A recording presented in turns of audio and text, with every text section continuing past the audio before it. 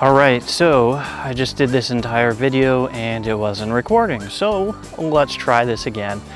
Today the video is going to be on transitioning from summer to fall in cool season lawns. So we'll be back after this message. Congrats goes out to Vince for winning Lawn of the Week. Check out this amazing pattern, really cool, and what I like most is it's a smaller yard, but a really different cool pattern that I haven't seen before. Usually the bigger lawns you can do the cool stuff. So I appreciate it, Vince. Thanks for sending it in. I'm sending you a t-shirt. If you want to win a free Grass Daddy t-shirt, just post a photo of your lawn from this week as a comment on Vince's posts on my Facebook page. I'll link to it in the description of this video, and the one with the most likes wins. And yes, you can share the page to have friends and family vote for you and all that fun stuff if you want to. So have fun and submit your photos, and let's all cheer each other on, because fall is the best time for photos in my opinion. Alright, let's get to the video. Alright, welcome back. So right now I am transitioning my lawn from summertime, where I'm cutting really tall and I'm slowing down fertilizing, to fall time, where I am fertilizing heavy and cutting short. So I'm going from, I went from 4 inches down to 2.5 inches.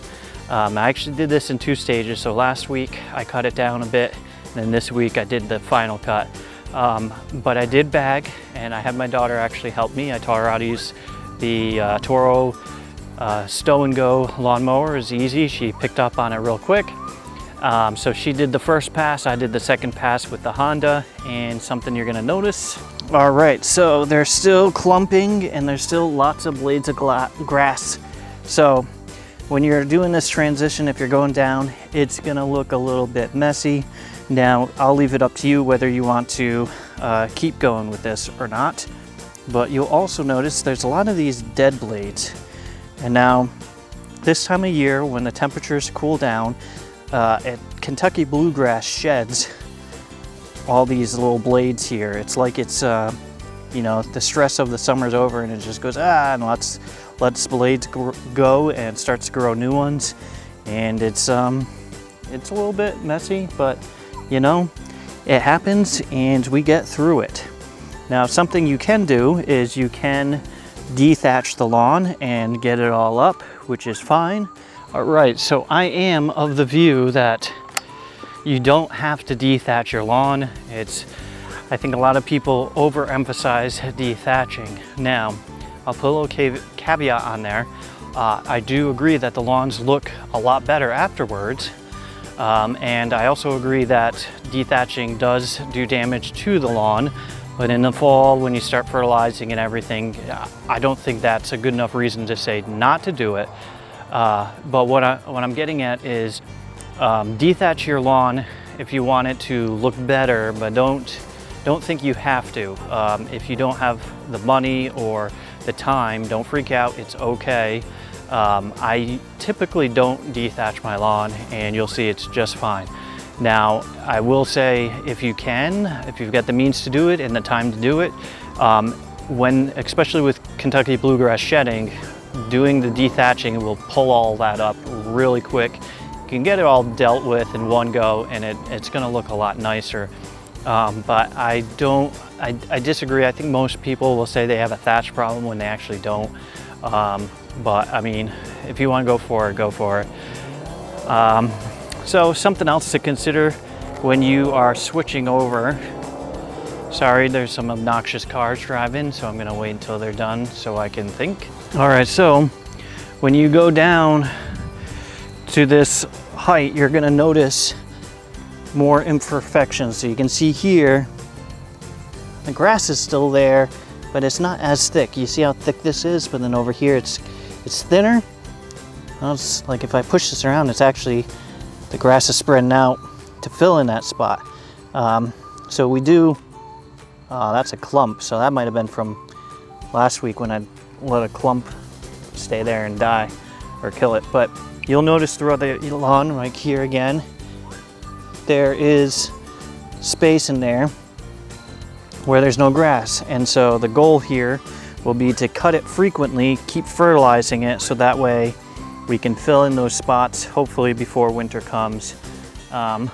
So that's why you can't see. That's why in the summertime, one of the reasons why I like cutting it long is it hides all the imperfections and it shades the grass so it can look really nice all summer long. And then now in the fall or in the spring when it's cooler, you can hammer it with some nitrogen and get it to fill in those spots and look nicer, which you can't really do in the summertime, because if you hammer it in the summer, then you can have other issues. So it is, on that note, it is very important to do your fall fertilizer. This is the time of year that fertilizing is the most important. Your lawn is going to be building up nutrients to store for the winter. Now, this isn't technically, right now is not the time to winterize, but essentially winterizing is just feeding fast release nitrogen, which I'll talk about more when it's that time, and I do have videos if you want to search my video collection for the older ones. But right now I'm going to be putting down Carbonex. It's got a lot of good stuff in it. It's fairly quick release, but it's got some slow release chicken poop or something in it. So I feel like it's a good fall fertilizer, and I won't use it for a winterizer, but it is good for the fall. So let's get the spreader out. I think I'm gonna go with the Echo RB 80, or is it the 60? That's one of them. Let's go pull it out. All right, it is the 60, so can you see this? So as I've pointed out in other videos, to find the setting, you gotta tilt it forward all the way. Fertilizer 4 to 5.5. Let's go 5.5. Boom.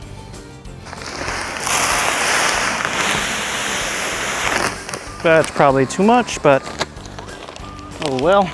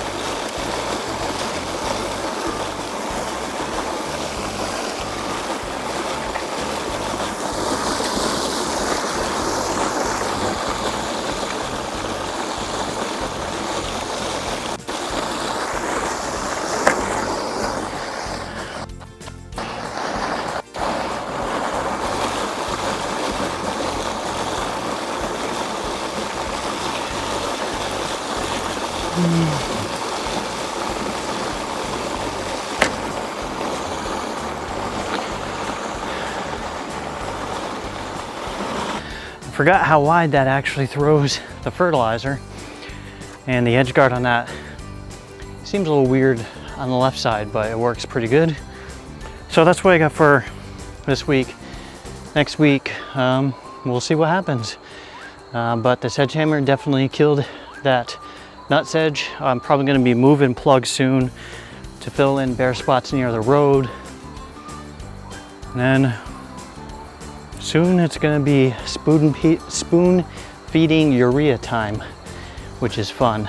But yeah, it's about to be my favorite time of year for lawn care.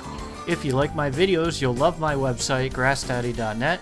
The lawn care planner tool will download the local weather reports every morning and build a lawn care plan catered to your area. The lawn care journal allows you to keep track of what you put down, when you put it down, so there's no more guessing or over or under applying any products. We also have a Lawn of the Week contest. Every week a winner gets a Grass Daddy t-shirt. And last but not least, there are application calculators and articles to help you identify and tackle problems in the lawn. So check it out, it's completely free, it's grassdaddy.net.